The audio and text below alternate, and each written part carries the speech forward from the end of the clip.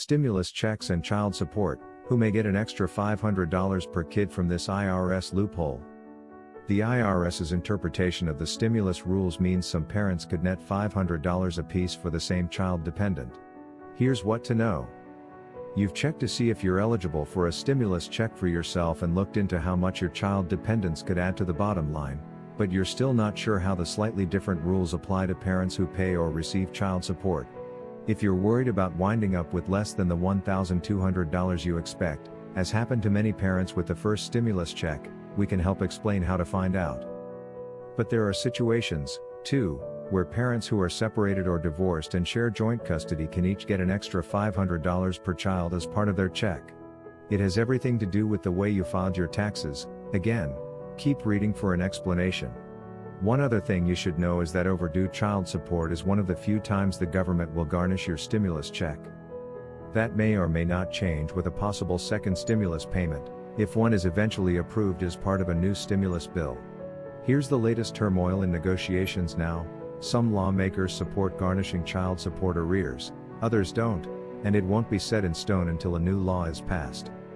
Until then, here's everything you should know about stimulus checks and child support, like how much money you could get for your child dependent on either side of that financial equation.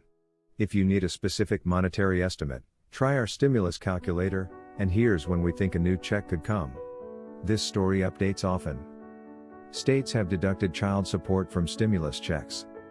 Although the government prevented debts like overdue student loans and back taxes from being taken from the first round of stimulus checks, one type of debt not covered by those protections was overdue child support, also known as arrears or arrearage.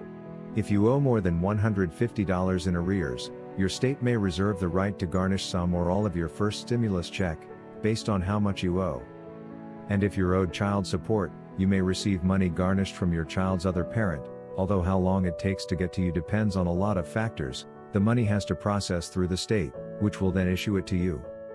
Yes, joint custody means you may each get a $500 check per child. Most of the time, but not always, the non-custodial parent pays child support to the custodial parent, who likely claims the child on their taxes. Sometimes, however, child support is owed even when parents share custody, when one parent earns significantly more than the other, for example, in many of those cases. But, again, not all. Parents alternate claiming the child on their taxes, one in odd years, the other in even years, for example. In situations like these, it's possible that the $500 stimulus payments for dependents could be sent to the parent who's owed back child support while the one who owes receives nothing. If that happens, the parent who did not receive the money can claim it on their 2020 tax return and receive it along with any refund due in 2021, according to Janet Holtzblatt, a senior fellow at the Urban Brookings Tax Policy Center. Double dipping, in this instance, isn't a glitch. Both parents technically qualify for the $500 payment, for a total of $1,000 per child.